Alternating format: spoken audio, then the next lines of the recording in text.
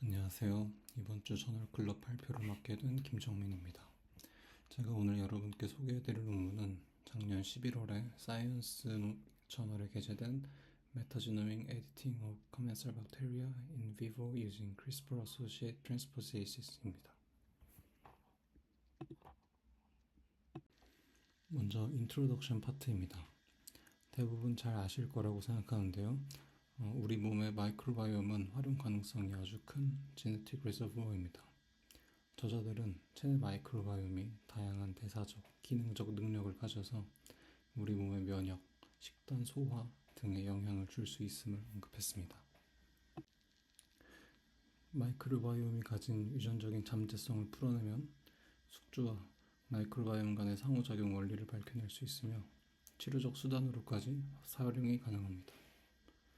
이러한 이유로 최근까지도 마이크로바이옴에 관한 과학, 공학적 연구는 활발히 진행 중입니다.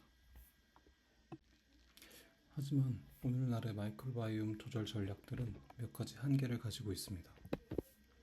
첫 번째는 분변 이식, FMT입니다. FMT는 쉽게 장내 미생물을 변화시키는 방식 중 하나이지만 특이성이 없으며 의도하지 않은 효과가 발생할 수 있다는 단점이 있습니다. 두 번째는 박테리오파지, 크리스퍼 기반의 유전자 편집입니다. 이 방식은 특이도가 아주 높다는 장점이 있지만 파지 특성상 패스웨이 스케일의 큰 유전자는 옮기기 어렵고 크리스퍼 기반이기에 효율이 아주 낮다는 단점이 있습니다. 이러한 이유로 마이크로바이옴 내 특정 균주에 특정 생물학적 기능을 도입하는 것은 아직 한계가 있는 상황이라고 저자들은 언급했습니다. 반면 저자들은 캐스트라는 툴이 이 문제를 해결할 수 있다고 언급했습니다. 캐스트는 CRISPR-associated transposase의 약자로 2019년도에 처음 보고된 일부 세균에 있는 CRISPR와 트랜스포세이스가 함께 작동하는 복합체입니다.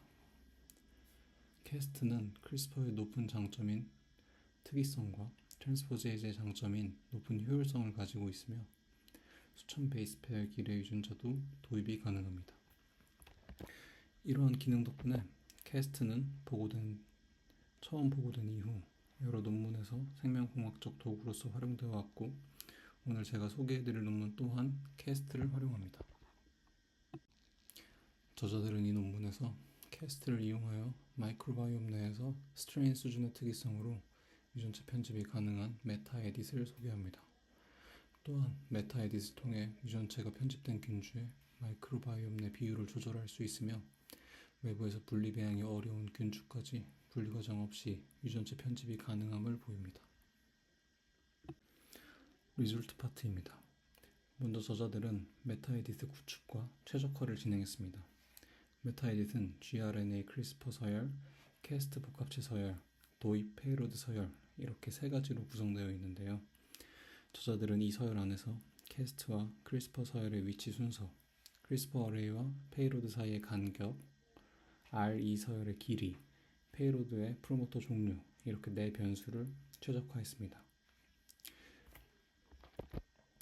이전 연구에서 캐스트는 gRNA가 자신이 유래된 크리스퍼 서열을 타겟으로 하여 셀프 타겟팅되는 경우가 보고되었었는데요.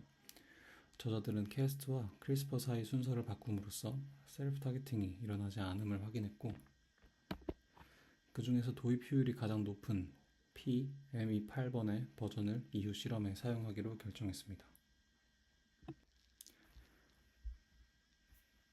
저자들은 먼저 박테리오디시에과에 속하는 균주 5개를 선택해 메타 에딧을 진행했습니다.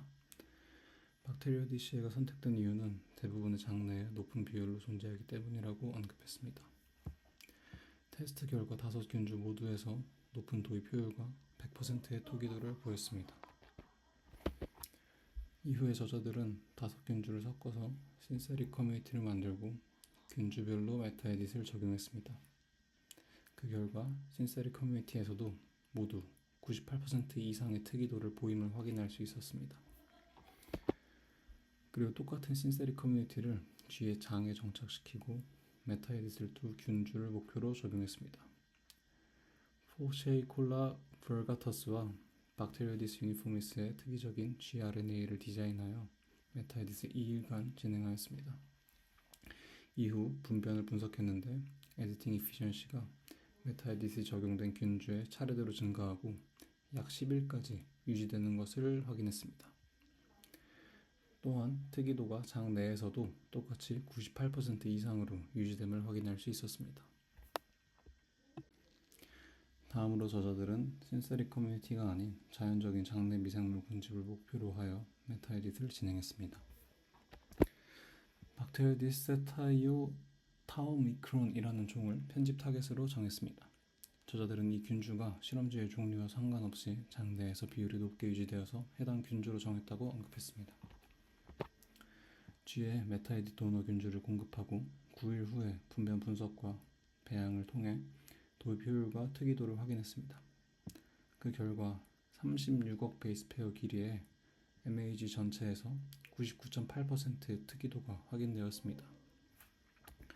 평균 도입 효율은 1.5%까지 증가했고 5일까지 검출되는 것으로 확인되었습니다.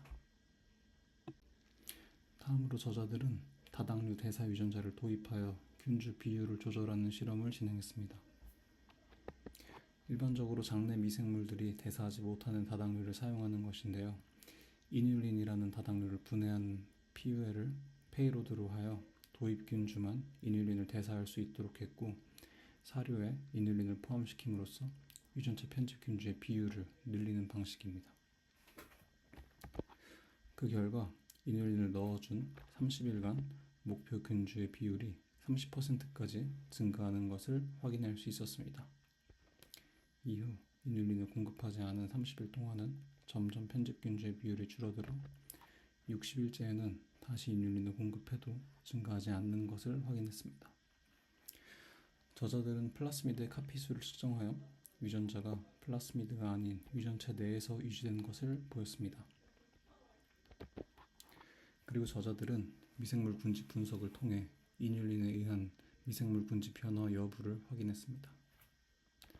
분석 결과 PCA 분석과 목표 균주의 비율 변화가 모두 유의미하지 않은 것을 확인할 수 있었습니다.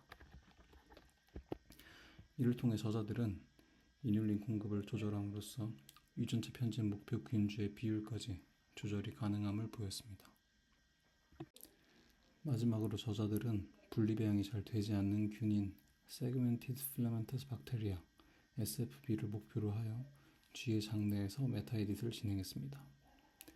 먼저 도너는 M 체리가 유전체 내에 있는 대장균을 사용하였고 페이로드에는 GFP 유전자를 포함시켰습니다. 다음으로는 점프리 마이스의 장내에 SFB 단일 균주를 콜로나이제이션 시켰습니다.